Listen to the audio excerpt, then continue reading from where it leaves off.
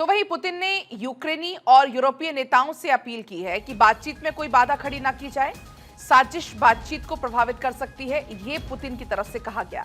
तो ये पहले ही पुतिन की तरफ से कह दिया गया था कि किसी प्रकार के कोई भी अड़चन या कोई भी अड़ंगा ना आए, बातचीत में कोई बाधा खड़ी ना कर पाए।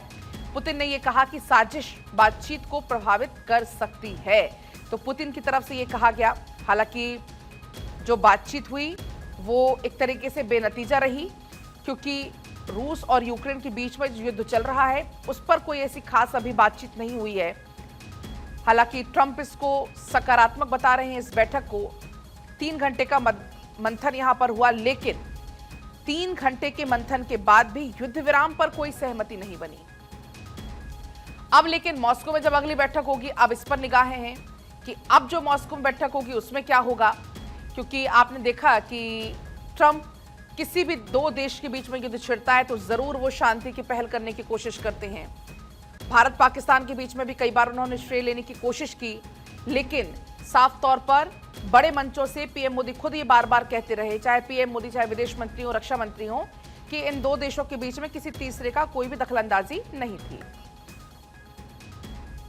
I'll say that I believe we had a very productive meeting. There were many points that we agreed on, most of them, I would say, a couple of big ones that we haven't quite gotten there, but we've made some headway. So there's no deal until there's a deal. I will call up NATO in a little while. I will call up the various people that I think are appropriate, and I'll, of course, call up President Zelensky and tell him about today's meeting. It's ultimately up to them. They're going to have to agree with what Marco and Steve and some of the great people from the Trump administration who've come here, Scott and John Radcliffe, thank you very much. But we have some of our really great leaders. They've been doing a phenomenal job.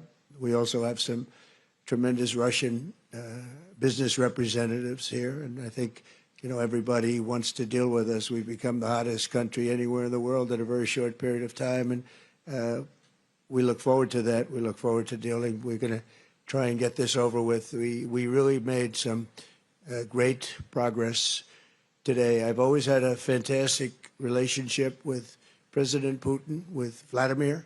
Православные храмы, множество, более 700 географических названий, имеющих русское происхождение. В ходе Второй мировой войны именно на Аляске начиналась легендарная авиамагистраль для поставок боевых самолетов и другой техники по договору Ленд-Лиза. Это был опасный, сложный маршрут над громадными ледяными пространствами, но летчики и специалисты 2 стран делали все, чтобы приблизить победу, рисковали, отдавали свои жизни для общей победы. Вот я сейчас только что был в городе Магадане в России, там памятник стоит российским и американским летчикам, и флаг на памятнике российский и американский. И я знаю, что и здесь тоже есть такой же памятник. На военном кладбище всего в нескольких километрах отсюда захоронены советские пилоты, погибшие при выполнении той героической миссии. Признательные американским властям и гражданам за бережное отношение к их памяти. Это выглядит достойно и благородно.